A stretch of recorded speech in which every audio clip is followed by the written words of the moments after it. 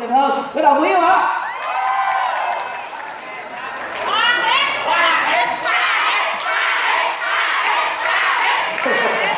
Cảm ơn các bạn rất là nhiều. Đừng vô bán ơi. Lớn nhà tí xíu luôn hả?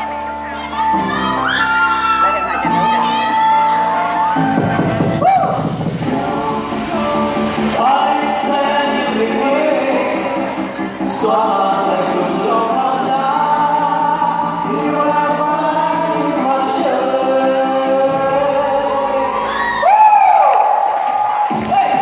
Có tay à?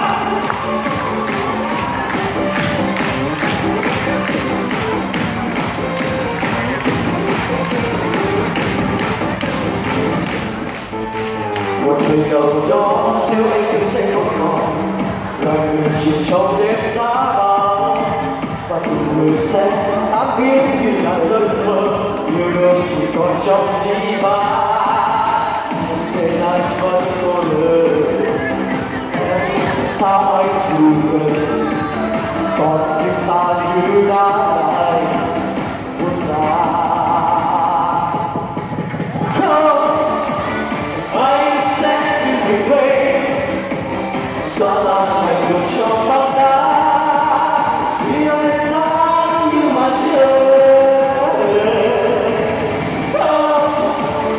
Anh sẽ đi về quê xóa tan ngày đường trong băng giá yêu em mãi như mặt trời với trái tim cháy yêu thương.